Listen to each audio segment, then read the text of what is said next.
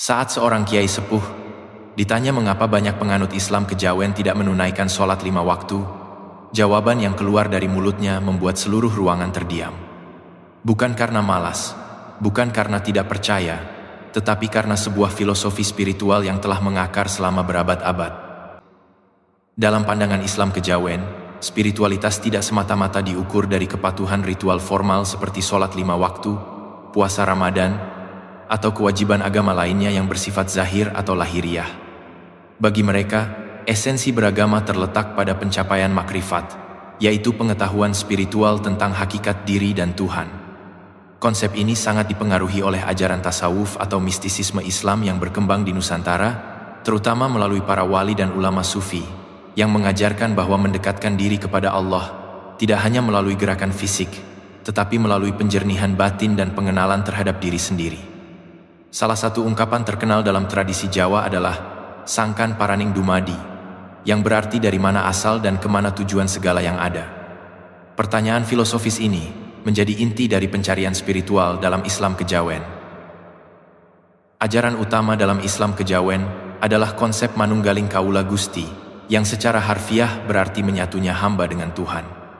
Konsep ini sering disalahpahami sebagai paham panteisme yang menyamakan manusia dengan Tuhan, padahal sebenarnya ini adalah ungkapan mistis tentang kedekatan spiritual yang begitu dalam, sehingga manusia merasakan kehadiran Tuhan dalam setiap aspek kehidupannya. Dalam tradisi tasawuf Islam, konsep serupa dikenal dengan istilah fana fillah, yaitu lenyapnya kesadaran diri dalam kesadaran akan Tuhan. Bagi penganut Islam kejawen, ketika seseorang sudah mencapai tahap ini, maka ritual-ritual formal menjadi bukan lagi sebagai kewajiban yang harus dipaksakan, melainkan sebagai ekspresi alamiah dari jiwa yang sudah menyatu dengan kesadaran ketuhanan. Namun disinilah letak perdebatan teologis yang paling fundamental. Dalam Islam ortodoks atau yang sering disebut sebagai Islam normatif, sholat adalah rukun Islam kedua yang tidak bisa ditawar-tawar. Rasulullah SAW bersabda bahwa sholat adalah tiang agama, siapa yang menegakkannya berarti menegakkan agama, dan siapa yang meninggalkannya berarti meruntuhkan agama. Perintah sholat juga disebutkan berkali-kali dalam Al-Quran dengan berbagai bentuk perintah yang tegas, seperti dalam surah Al-Baqarah ayat 43, yang artinya, dan dirikanlah sholat, tunaikanlah zakat, dan rukuklah beserta orang-orang yang rukuk. Tidak ada pengecualian dalam ayat-ayat tersebut yang membolehkan seseorang meninggalkan sholat, hanya karena merasa sudah mencapai tingkat spiritual tertentu. Para ulama sepanjang sejarah Islam telah sepakat bahwa sholat adalah ibadah wajib yang tidak gugur, kecuali dalam kondisi-kondisi tertentu yang sangat spesifik, seperti sedang haid bagi perempuan atau dalam keadaan gila permanen. Bahkan orang sakit yang tidak bisa berdiri tetap wajib sholat dengan cara duduk, dan jika tidak bisa duduk maka dengan berbaring, bahkan jika hanya bisa dengan isyarat mata sekalipun. Ini menunjukkan betapa pentingnya posisi sholat dalam Islam. Oleh karena itu, banyak ulama yang mengkritik keras praktik Islam kejawen yang meninggalkan sholat dengan dalih sudah mencapai tingkat spiritual tertentu. Mereka berpendapat bahwa tidak ada manusia yang bisa mengklaim dirinya sudah mencapai tingkat spiritual yang lebih tinggi daripada para nabi dan rasul, padahal para nabi sendiri tetap menjalankan sholat dengan penuh kekhusyukan. Jika kita melihat sejarah Islam kejawen, akar dari pemikiran ini sebenarnya bisa dilacak dari ajaran-ajaran mistis yang berkembang di kalangan para wali dan penyebar Islam awal di Jawa. Sunan Kalijaga, salah satu tokoh wali Songo yang paling terkenal, dikenal sebagai sosok yang menggunakan pendekatan kultural dalam berdakwah. Dia menciptakan berbagai bentuk seni dan budaya seperti wayang kulit, gamelan, dan tembang-tembang yang syarat dengan nilai-nilai Islam, namun dikemas dalam bahasa dan simbol Jawa. Pendekatan ini memang sangat efektif untuk menarik masyarakat Jawa yang pada saat itu masih kental dengan tradisi Hindu-Buddha untuk memeluk Islam. Namun, pendekatan ini juga membuka ruang bagi interpretasi-interpretasi yang lebih lentur terhadap ajaran Islam. Dalam perkembangannya, muncul berbagai aliran kebatinan Jawa yang mengklaim diri mereka sebagai bagian dari Islam, namun memiliki praktik-praktik yang berbeda dari mainstream Islam. Salah satunya adalah aliran Pangestu, Subud, Saptadharma, dan masih banyak lagi. Meskipun tidak semua aliran ini secara eksplisit meninggalkan sholat, namun banyak di antara mereka yang menempatkan ritual kebatinan atau meditasi spiritual sebagai prioritas utama, sementara sholat dianggap sebagai ritual tambahan yang bersifat opsional. Mereka percaya bahwa yang terpenting adalah ngelakoni atau menjalankan laku spiritual yang membersihkan hati dan pikiran, bukan sekadar menjalankan gerakan fisik sholat yang dilakukan tanpa kesadaran penuh. Salah satu konsep yang sering dijadikan justifikasi adalah konsep sembahyang batin atau sholat hati. Menurut pemahaman ini, sholat sejati bukanlah gerakan fisik yang dilakukan 5 kali sehari, melainkan kondisi batin yang selalu ingat kepada Tuhan setiap saat. Mereka mengutip berbagai hadits dan ayat Al-Quran yang menekankan pentingnya keikhlasan dan kehadiran hati dalam ibadah. Misalnya, hadits yang menyebutkan bahwa banyak orang yang sholat namun tidak mendapatkan apa-apa dari sholatnya kecuali rasa lelah dan kantuk. Atau ayat Al-Quran dalam surah Al-Maun yang mencela orang-orang yang sholat namun lalai dari sholatnya, yang ditafsirkan sebagai kritik terhadap sholat yang dilakukan tanpa kesadaran spiritual. Namun, para ulama ortodoks membantah interpretasi ini dengan mengatakan bahwa ayat dan hadits tersebut sama sekali bukan bermaksud untuk menghapuskan kewajiban sholat fisik, melainkan justru menekankan pentingnya sholat yang dilakukan dengan penuh kekhusyukan. Kesempurnaan sholat memang terletak pada kehadiran hati dan jiwa, namun bukan berarti gerakan fisiknya bisa ditinggalkan. Justru, Islam mengajarkan kesatuan antara lahir dan batin, antara fisik dan spiritual. Gerakan-gerakan dalam sholat seperti ruku, sujud, dan duduk di antara dua sujud, semuanya memiliki makna spiritual yang dalam, dan tidak bisa digantikan hanya dengan meditasi atau kontemplasi batin semata. Menariknya, jika kita menganalisis dari perspektif sosiologis, fenomena Islam kejawen dan peninggalan sholat ini juga tidak bisa dilepaskan dari konteks sosial dan politik di Jawa. Pada masa penjajahan Belanda, pemerintah kolonial cenderung lebih toleran terhadap bentuk-bentuk Islam yang dianggap lebih halus dan tidak radikal, termasuk Islam kejawen dengan tradisi kebatinannya. Sebaliknya, mereka lebih waspada terhadap gerakan-gerakan Islam Puritan yang dianggap bisa mengancam stabilitas kolonial. Hal ini membuat Islam kejawen berkembang dengan relatif bebas, terutama di kalangan priai atau bangsawan Jawa yang memiliki akses terhadap pendidikan dan kekuasaan. Sementara itu, Islam santri yang lebih menekankan pada ritual formal dan hukum syariat lebih berkembang di kalangan masyarakat pesisir dan pedagang. Perbedaan ini kemudian menciptakan semacam dikotomi sosial antara kelompok abangan dan santri, sebagaimana yang dianalisis oleh antropolog Clifford Geertz dalam karyanya yang terkenal berjudul The Religion of Java. Menurut Geertz, masyarakat Jawa terbagi menjadi 3 kelompok: santri yang menjalankan Islam secara ketat, priai yang menganut Islam kejawen, dan abangan yang lebih dekat dengan animisme dan tradisi pra-Islam. Meskipun teori ini kemudian banyak dikritik karena dianggap terlalu menyederhanakan realitas yang kompleks, namun tidak bisa dipungkiri bahwa memang ada perbedaan pendekatan keberagamaan di kalangan masyarakat Jawa. Dalam praktiknya, banyak penganut Islam kejawen yang tidak meninggalkan sholat sepenuhnya, namun menjalankannya dengan cara dan pemahaman yang berbeda. Ada yang tetap sholat 5 waktu, namun juga menjalankan ritual kebatinan seperti meditasi, puasa mutih, atau tirakat spiritual lainnya. Ada juga yang hanya sholat pada waktu-waktu tertentu yang dianggap memiliki kekuatan spiritual lebih besar, seperti sholat Jumat atau sholat malam. 5. Dan memang ada sebagian yang sama sekali meninggalkan sholat dengan keyakinan bahwa mereka telah menjalankan sholat sejati melalui laku kebatinan mereka. Salah satu praktik spiritual yang sangat populer di kalangan penganut Islam kejawen adalah laku prihatin atau tirakat.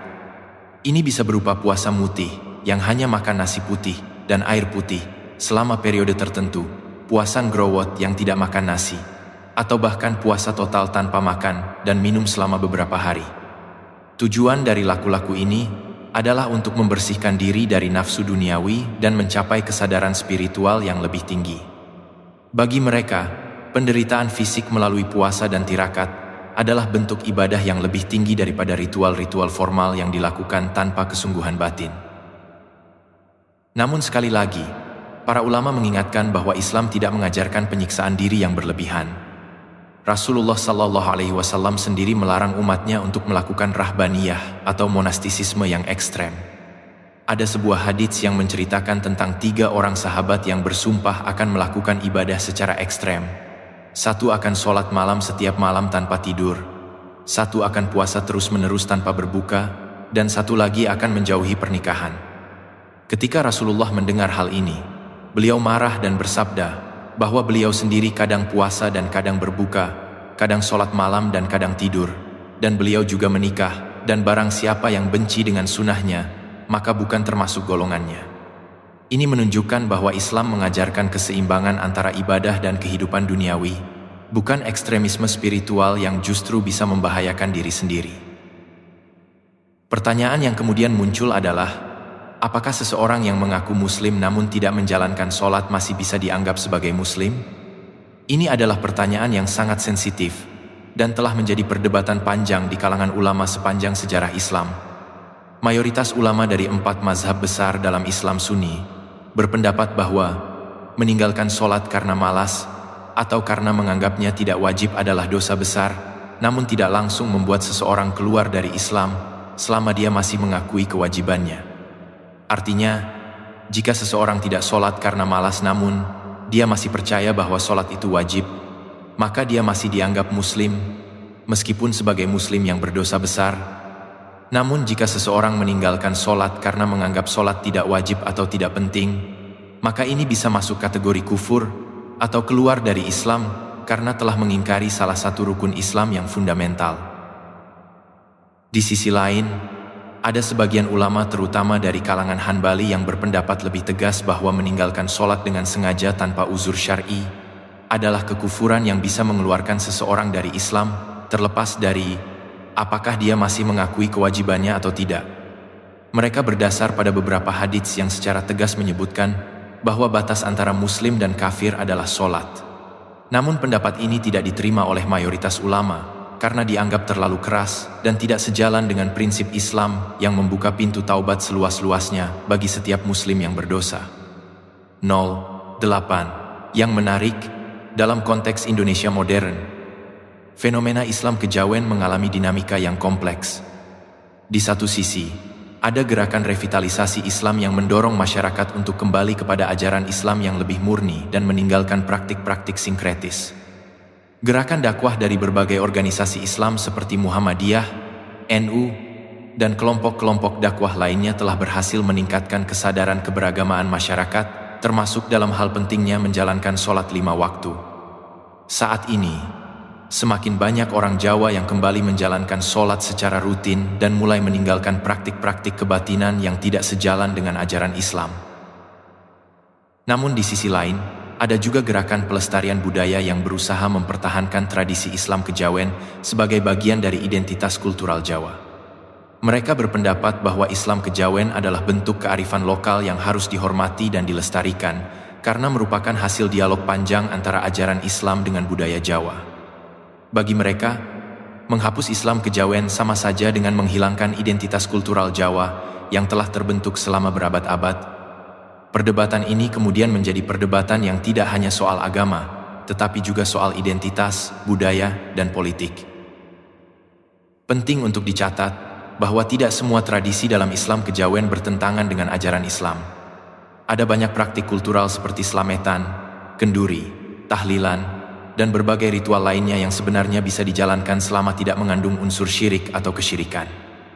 Masalahnya muncul ketika praktik-praktik ini dicampur dengan kepercayaan-kepercayaan yang bertentangan dengan tauhid, seperti meminta kepada arwah leluhur, percaya pada kekuatan gaib selain Allah, atau meninggalkan kewajiban-kewajiban syariat seperti sholat.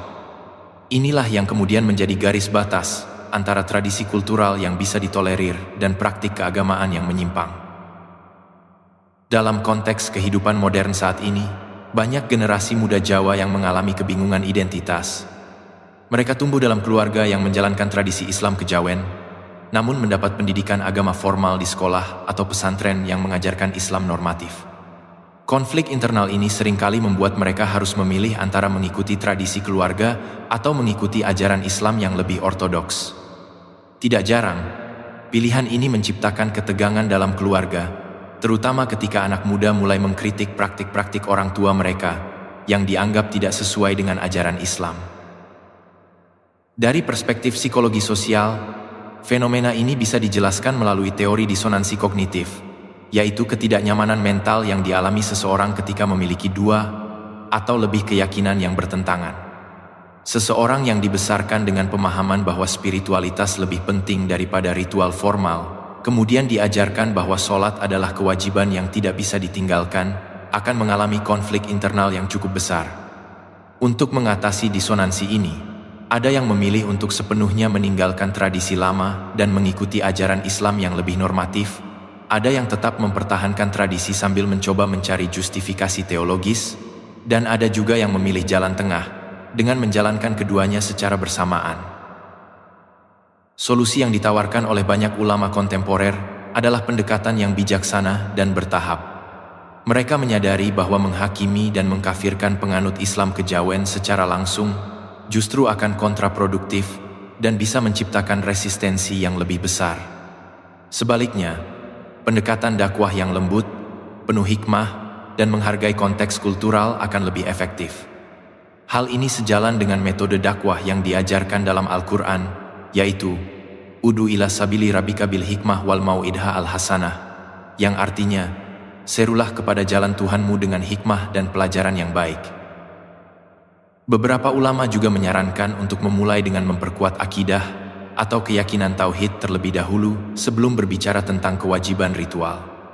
Ketika seseorang sudah memiliki pemahaman yang kuat tentang keesaan Allah, tentang tujuan penciptaan manusia, dan tentang hari akhir, maka kewajiban-kewajiban seperti sholat akan menjadi konsekuensi logis yang dengan sendirinya akan mereka terima dan jalankan.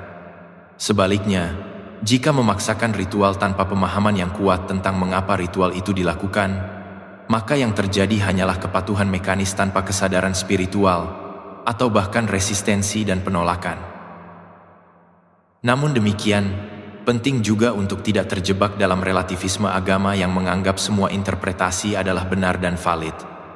Ada batasan-batasan yang jelas dalam ajaran Islam yang tidak bisa ditawar-tawar, dan sholat adalah salah satunya. Fleksibilitas dan toleransi dalam pendekatan dakwah tidak berarti mengkompromikan kebenaran ajaran itu sendiri. Ini adalah keseimbangan yang sangat halus dan membutuhkan kebijaksanaan yang tinggi untuk mengelolanya.